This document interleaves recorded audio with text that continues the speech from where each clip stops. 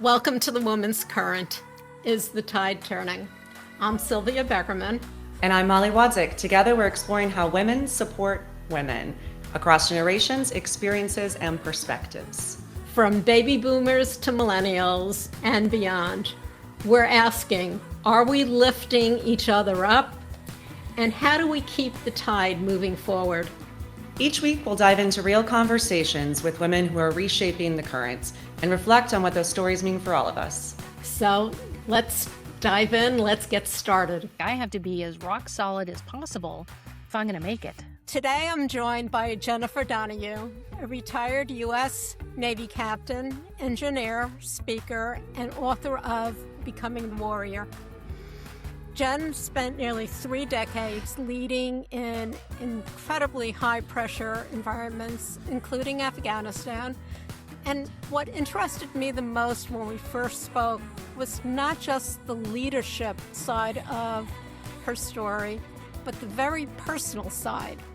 How her understanding of strength changed through those experiences. Because I think so many women, in very different ways, are taught to equate strength with endurance, performance, or never showing fear. Jen, welcome. I am so glad you're here. Thank you so much for having me. This is going to be a lot of fun. This definitely is. You're very easy to talk to, as I learned from our brief call.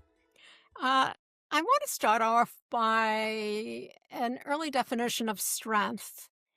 What did strength mean to you growing up? I would say probably a very different definition than what I have now.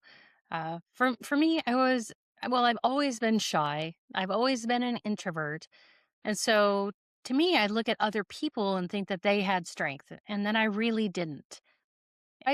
Equated strength to trying to be, really good in school, like trying to get the best grades. Like, so for me, that was strength. It was never anything about like big personalities, it wasn't about, lifting weights and all of that. So for me, strength just had to come from something that I was good at, and that was school. So for me, that was strength. Okay. Was vulnerability seen as a weakness? Yes. It really was. Sorry, and I'm just getting over a cold, so I apologize. No worries. Um, but yeah, even like whenever I was a young officer, it was never ever about you never showed vulnerability. Because if you showed vulnerability, then that was definitely a weakness. And you could not show weakness as an officer. That just wasn't a thing. Looking back, I realized that there was a lot of strength that I had and that people around me had that I didn't realize at the time. And so I definitely have gotten a better understanding of strength, but also just that vulnerability that, it's okay to show vulnerability, but I didn't know and understand that, especially whenever I was a younger me. Well, as a young woman, even with men, but as young women, we're supposed to be able to cry, but we're also supposed to be able to stand up and show strength in different ways that are hard to even define. And so vulnerability is something that I don't know a lot of people who don't feel it, and then they feel insecure because they don't know what to do with it. Did you feel that you had to outperform or overprove yourself? Oh, yes, all the time.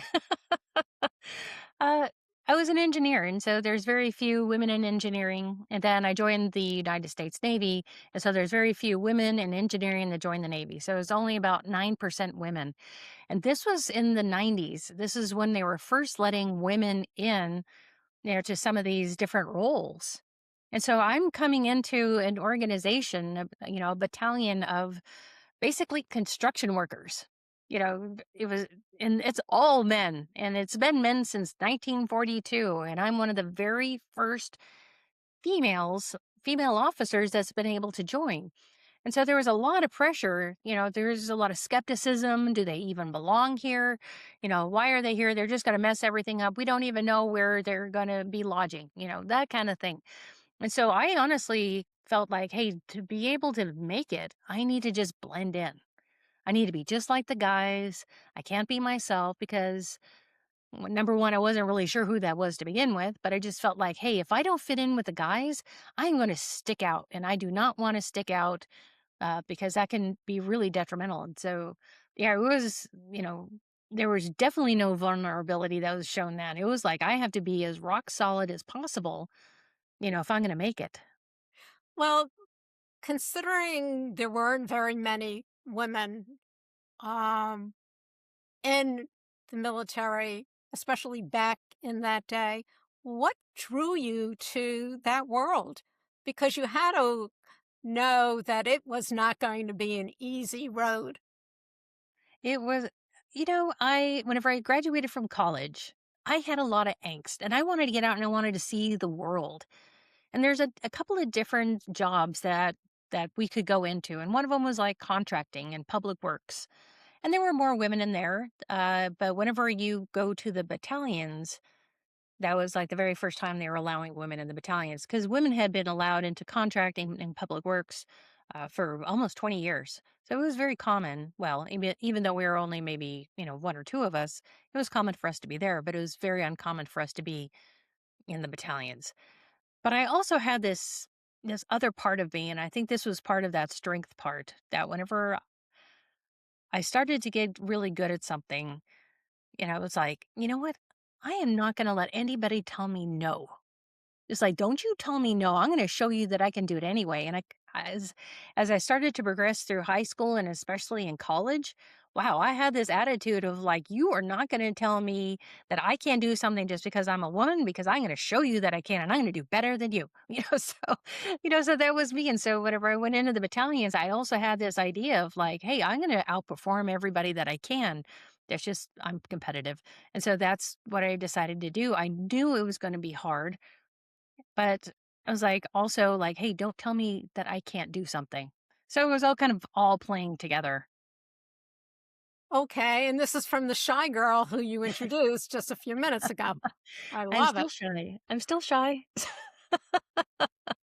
Well, I know all about being shy. Um, what did you adapt or suppress to succeed there? I really didn't wanna show really any, like you said, vulnerability or anything like that. I wanted to be tough. I wanted to be one of those tough people, like, "Well, you can do anything to me and I'm gonna be fine." One of the things I noticed is that, because I'd actually grown up with, boys like, my entire, childhood, there wasn't any other girls on my block. So I was out there, climbing trees, hopping fences, things like that. So I was kind of used to being around guys all the time. There was only 3 female officers in the battalion at the time, and one of them was honestly, she was very girly. And, I could just tell, that's who she was. We're not really allowed to paint our nails, but it could be like a nice kind of neutral color. And she just wanted to wear a lot of makeup, and you could just tell that she was a very girly person, which wasn't really who I was. But a lot of the people started to pick on her because of it. And I just realized that's not right. So I was like, "Hey, you know what? You know what? I need to protect this other person." And so that's what I did. I actually went in and dressed down a whole bunch of people for making fun of her. So I was trying to find my own way, trying to figure out who I was. What was I actually trying to hide along the way? I don't even know at this point because I would just had to become that person. And so I know that's not as kind of a roundabout answer to your question, but I don't think I even really knew who I was. So I didn't know what I was trying to hide whenever I was going forward. Well, you faced all of this, but what did you find exciting about it in all of this turmoil and wanting to be one of the guys and protecting that other young lady who just wanted to be in with the guys, but still be girly, girly. It was I really enjoyed what I did. I mean, obviously we all have the politics of, the men and the women, but like what I did was that's what really made it. And it was fun. And I was learning. I was learning how to be a leader, which is something that I hadn't really had a chance to do. I was in charge of 18 people on a tiny island in Alaska, and we were drilling and blasting. I mean, how much fun is that? That is exciting and it's new and it's something that a lot of people hadn't had a chance to do. I was traveling all over the world. I was in Guam, I was in Japan, I was in Southern California, I was in Puerto Rico. And so I really had a lot of fun with it. And, even though there was still always that issue of like, hey, I have to be strong, I have to not show weakness, I have to, and I just want to be the best that I can be. I really did have a lot of fun, while I was at it. Okay, we're going to move on a little from the fun part of it to Afghanistan, Ugh. the defining moment. What was the moment that changed you internally? There were some really hairy things that were going on in Alaska, and so I was the commanding officer in charge of 800 people. And I had a horrible boss. And so I was just getting beaten down like daily by this really horrible boss that had no problem telling you all of your flaws and that you're always wrong and that you always will be wrong. And so Mm. you have this kind of going on, in the back of your head all the time. But we had a day where one of the things that we were doing is we were helping the Afghans learn how to be engineers. So we'd leave our base, go out to their base and train them. But one day we found out that there was an assassination attempt that almost went through on my life. And so we could have gotten into our trucks, rolled out to their site, and they actually had a little insurgent group that had infiltrated, and they were planning to kidnap me, do horrible things to me, and, then kill me later. But whenever I heard about all of this, the interpreter called and said, "Hey, you know what? Don't worry about it. We took care of them, and so are you going to come out?" And I think all of the just sort of the beating down that I had gotten from my boss, we'd had rocket attacks, we'd had people that were trying to blow up our base. I'm trying to keep 800 people alive, at the same time. And then to hear this, I think there was just too many things that just piled on. And all of a sudden, my brain just started going in the wrong direction. Instead of sitting there and thinking very rationally about should I go out there? Should I stay here? Is there something else that we should do? All of a sudden, my brain started to go into imposter syndrome world. And I started to think about what am I even doing here? Uh, am I a good enough leader to even answer this question? What if I'm wrong? And I started to just really have so much self doubt, so much imposter syndrome that it actually took me several seconds to like try to steer my brain back to where it should be and try to make a rational decision. But I'll tell you, I think it's just because the stakes were so high at that point in my life that it kind of broke my brain, to be honest. And ever since then, I start to let some of that self-doubt in. I start to let some of that imposter syndrome in. It hadn't really ever taken hold in really until that point. So, can you explain what fear actually felt like? That fear, it was terrifying. Because number one, I wasn't sure that I was a good enough leader. Number two, I was afraid that if we go out there, they might kill me or they might kill some of my people. And honestly, that was almost worse because then I'd have to answer to their families that I had screwed up. And then I was afraid that I would make the wrong decision. I would keep everybody there and then that everybody would think that I was a coward. And at the same time, I'm, genuinely afraid for my life and for all my troops. So there was all kinds of fear that was going on, and I started to compare myself to some of my counterparts. Some of the men that I knew that I was like, oh, I bet you know what, they would know exactly how to answer this question. And it's like, you know what? None of them had ever even been in that situation, and I've even talked to several of them. They're like, yeah, none of us had ever gone through something like that. But my brain was, like, comparing myself to them, like, saying, "Oh, I bet Scott would know exactly what to do, and look at me, I can't even make a decision." So there was, like, so many things going on, so, yeah, the fear was very, very real.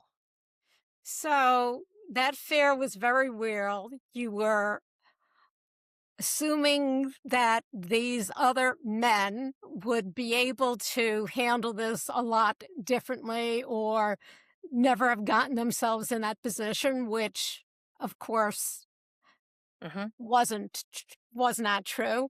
So how were you what were you showing outwardly versus, privately, what you were feeling?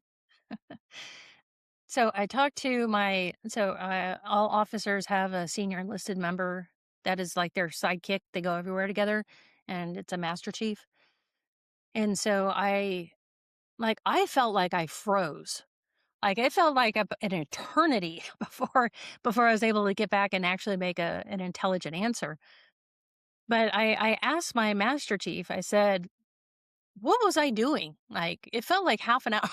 It felt like a half hour before I could actually make a decision. And he was like, "No, you kind of blinked a whole lot, and you just sort of stared, and then you made a decision." So for everybody else on the outside, they all thought that I was just kind of like, "Okay, I'm processing it and I'm making a decision." But on the inside, it was like there was just too many things going on. So inward was a mess, but outward somehow I kept a straight face. Maybe that's the military training, but it was like, wow, it was like that's not what was going on, Master Chief. There was a whole lot going on in my head. Well, that brings me to the gap between perception and reality. Everyone saw you as the strong Navy captain.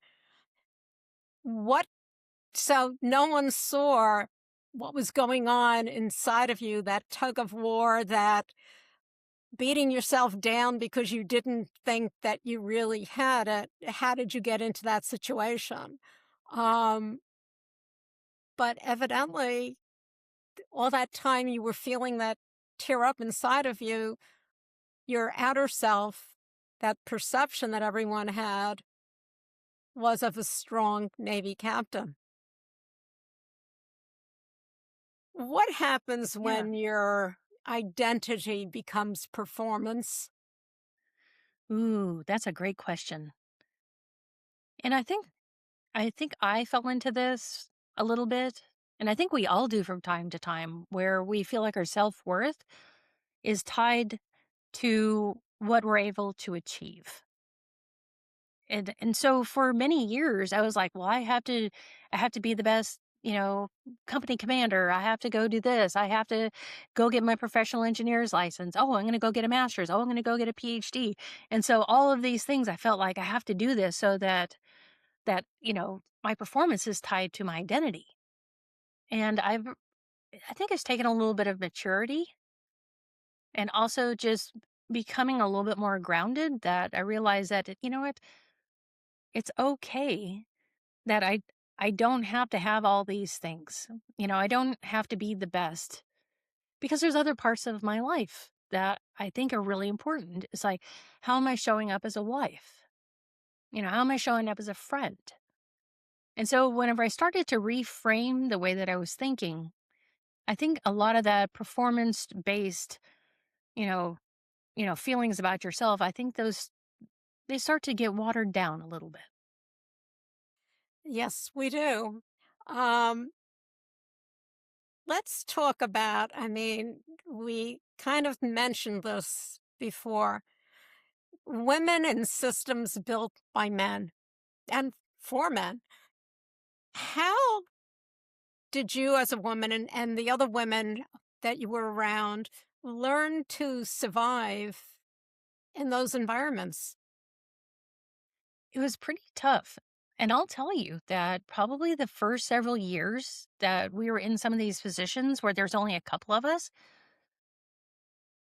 it wasn't good because we were not supporting each other. It was almost like I got to this position because I worked really hard and you don't deserve to be here. And we were actually almost like going at it. It's like we didn't need the men to pick on us, we were picking on ourselves. And that is just such the wrong way to think about it. But, at the time, I think it was just because we were young and we were trying to figure it out that it was almost like we were our own worst enemies. But now I think that a lot of that's changed. And wow, we have got some really incredible other women that are out there, and we're all boosting each other up. We're all helping each other. We're all talking about, hey, remember when this happened? Hey, how can we get over this? How can we be better because of it? And it's not just in the military. I've actually noticed this a lot in engineering as well. I got to sit on a panel and I knew these other women, and I realized that they had gone through a lot of the same things that I had. And so it's kind of funny that it's like it all just sort of comes around again. And we started talking about all these different things and all the, sometimes the bias and all of that. And it's like, hey, you know what? It's nice to just be able to talk about these things. Sometimes just talking about it, that just helps in just that small way that like you might not even realize that there's others that are out there that are just like you.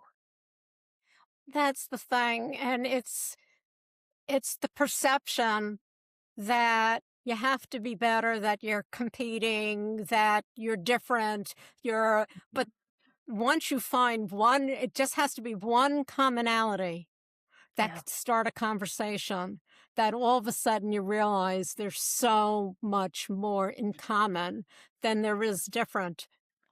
So at what Mhm. point did things change that being your own worst enemy as just a few women in the military changed where it's more of a, I'm going to use the word camaraderie. Mhm. You're more you're supporting each other, whereas before it was like a cat fight without Mhm. the hair pulling. I went to a conference. I was asked to go to a conference and it was all women engineers. And honestly, I was like, I don't want to go. Like I don't have anything in common with any of them. Like, what would I possibly talk about with them? And I went because I was forced to go. So, it's the military. It's like you're basically voluntold. You're voluntold to go do this, and I'm like, okay, fine. And so I went there, and there was some younger women that were there, and it was it was actually it was really funny because they were like, "Oh, you're Commander Donahue." Or like, "Oh yeah," and like they knew me, and they're like, "Hey, can we just talk to you for a little while?" And I was like, and I'm looking at him like, sure. Yeah, okay, why not? Let's go have some coffee." And these younger women were like, they were just like, they were so hungry to to get information and to just hear my stories. Cause I was, like I said, I was one of the first. I was like, wow. And, and then it's like, You know what? Okay, so these women actually aren't that bad." So I don't have to be competitive with everybody. And I started to meet some of the other females that were also about my age. And honestly, they had gone through the same thing. And so when we started to talk, we realized, why have we been doing this to ourselves? Why have we not been coming together and really being forced to go to that conference and to go through all of these different experiences? That's when it finally clicked. That I was like, hey, you know what? We don't need to be competitive against each other. We need to bolster each other up. We need to support each other. We need to mentor, these younger women. Yeah, that's kind of what it's all about. And I am so glad that you were forced to go to that conference. Yeah, you So never know. You never know. you never know. And we talked about competence, we talked about Mhm. strength. Is strength in those systems sustainable? And what is the emotional cost of constantly being competent? The competence issue. I think you can burn out pretty easily. You have to have a break. If you're trying to put on a front that I am confident all the time, that I'm, basically made of armor and you can't, take me down, eventually you wear yourself down. It's not the systems that are out there. To be honest, I think it's more of our internal, ability to regenerate. if we're just constantly beating ourselves up as opposed to the system beating ourselves up, I think that's where a lot of us, just like we just burn out. It's like, I just can't do it anymore. I need a break. I need to go, I'm going to go do something else. And, a lot of these systems you can figure out how to get in and around pretty easily and then make it your own. Because that's one of the neat things about whenever you're one of the very first females or one of the only females, or maybe there's just a small group of you, is that you can actually get into the system and make it your own. And a lot of people don't realize that. We definitely did it in the military, and I've definitely done it as an engineer, where you get in there, you infiltrate, and then it's like, well, no, we're going to make this our own, and you just do. And I don't think a lot of people realize that that's possible. Well, you're going from the shy woman who is one of the only women surrounded by a system built by men for men. Mhm. And you're not only making inroads, you're putting your own mark in there. And you're finding out how to actually support the other women and not compete with them. And realizing that a generation below really wants information, really wants to have a conversation so that maybe they don't go through some of the struggles that you did being one of the first women. And it's true. The way that I look at it is like, hey, you know what? I want to make things easier. I want to make things so much easier for those who are coming after me. Why do they have to struggle as hard as I did? And what can I do to make it just okay? Think of it this way. Yes, I did make inroads. I did do a great job. I kind of paved a path. Why would I make everyone that's behind me go through that same thing? Because if I make it easier for them, think how far they can go when they don't have to struggle as hard. It's going to be easier for them and they can probably go so much higher, so much faster than what I did. But they could also, since they don't have all that struggle that you had, maybe there are other struggles they're coming up against. And so therefore, they don't have to deal with both. They're not just Right. trying to make inroads as being women in the Mhm. military. They're also moving past that and making inroads in other areas that you didn't have to deal with. Right. Exactly. I mean, they're definitely going to have their own struggles because they're going to go higher, they're going to go faster, but they're going to, and so they will have to basically probably do things that I've never had to do, just because I haven't gotten to where they might be. And they'll find their own strength from that and realize, hey, you know what? I got this. I can do this. Okay, you just mentioned the word strength. Let's see about maybe redefining what does strength mean to you now as opposed to when we first started the conversation? To me, strength now is just believing in myself. Okay. It really kind of boils down to that. It's like, do I believe that I can do it? And do I love who I am? So, what did you have to unlearn?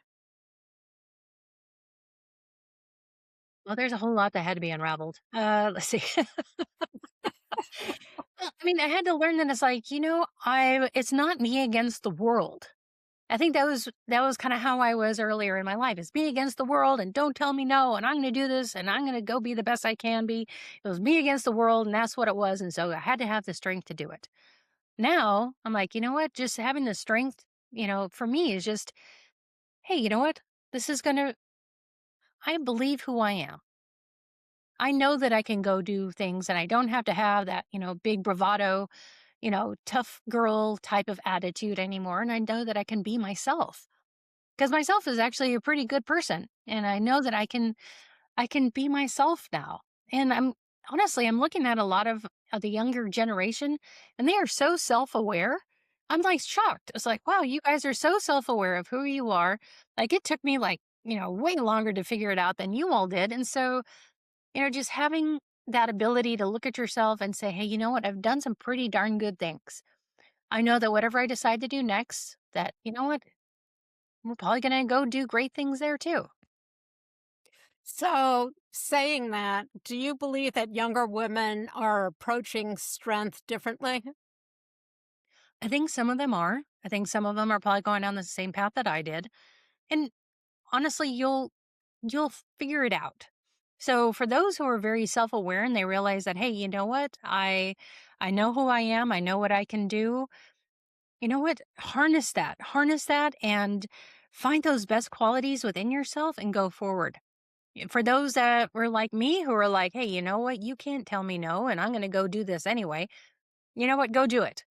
Go do it and when you're ready, when you're ready, then just realize, how probably strong you are without having to have all of that bravado on the outside, that you're probably pretty okay.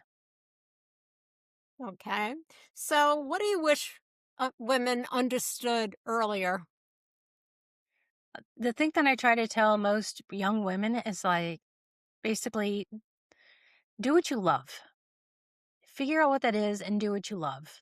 Because if you do what you love, that's basically pulling from your inside, in your heart, what you desire, and you go do it. There's so many women that I talk to that, they hate their job, they don't like where they are at in life and all of these other things. And it's like, hey, just stop. Just take a breath. Take a breath and understand that you can have the courage to go do something that you love instead.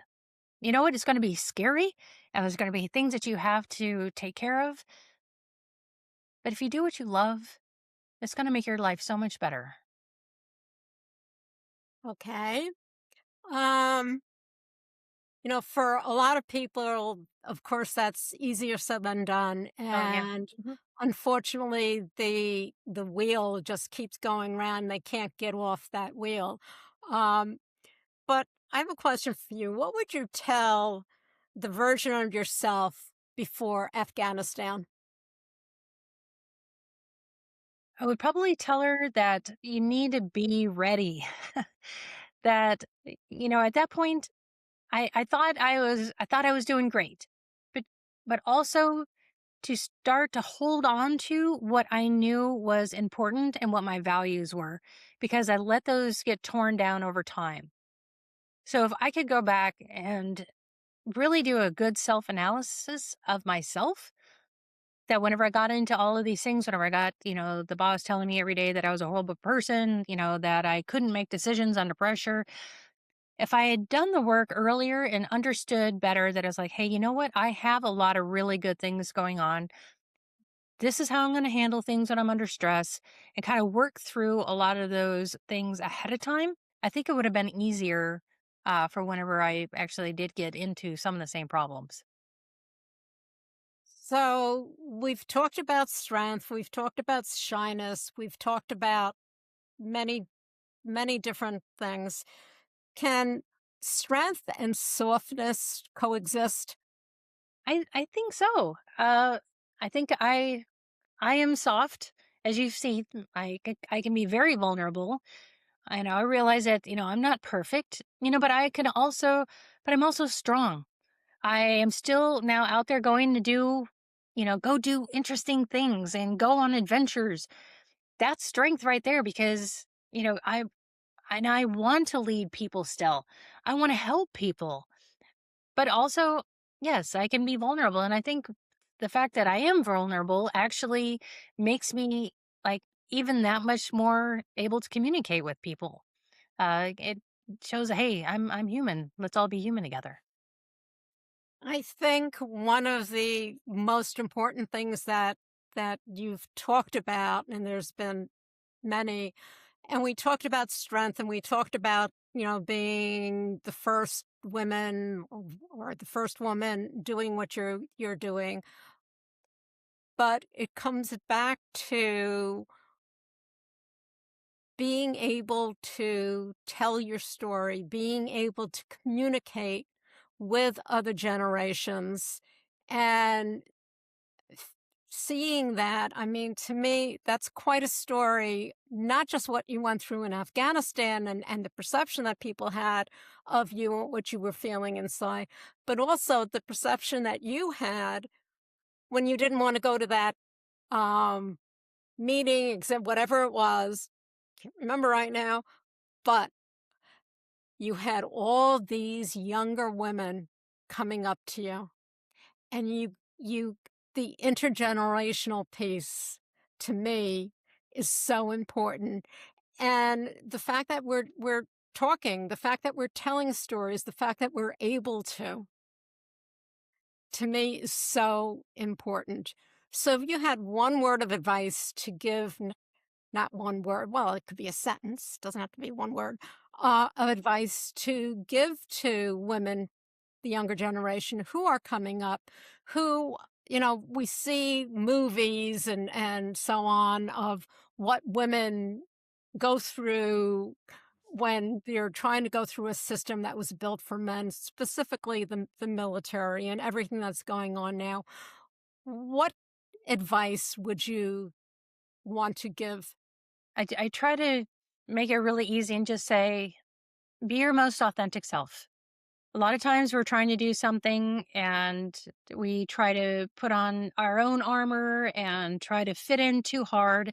But when we're our most authentic self, that's when the real magic starts to happen. Agreed. That. I love that. I think that's fantastic. Jenn, I want to thank you so much for taking the time to do this. Your story's amazing and what you've done is amazing. Where can people find out more about you? They can go to my website, which is www.jendonahue.com, or find me on LinkedIn. I'm on LinkedIn all the time, always trying to put out little bits of information that could help others. Sometimes you just say, hey, you know what? I needed to see that today. That's the type of thing that I'm trying to do for everybody. It's like just trying to make the world a little bit better place. And all it takes is one thing, one person saying, yes, I can, and talking to another person. And it's like a domino effect. Jenn, again, thank you so much. This has been great. This has been really nice to talk to you. Thank you so much for having me on. My pleasure. After my conversation with Jenn, what stayed with me most wasn't military leadership or achievement. It was the idea of how many women quietly build identities around performance, competence, and endurance, often long before they even know who they are underneath all of it. Jenn talked about learning strength one way early in life and redefining it much later. And I think many women across generations are still in that process. What struck me too was how much changed for women simply because women went first. Not perfectly, not gracefully all the time, but they went first anyway. And now younger women are entering spaces differently because of it. That conversation between generations, what gets passed forward, what gets challenged, what gets redefined, is really at the heart of the Woman's Current. That's it for this episode of The Woman's Current, Is the Tide Turning? If this conversation sparks something in you, we want to hear from you. What's this week's current moment? Tell us on Instagram at The Women's Current, share it with a friend. And don't forget to follow and subscribe wherever you listen to podcasts and on YouTube. Join us each week as we explore how women are supporting each other and where do we go from here. Until next time, I'm Molly Wadzik. And I'm Sylvia Beckerman. Thanks for listening. This has been a Life of Prey production.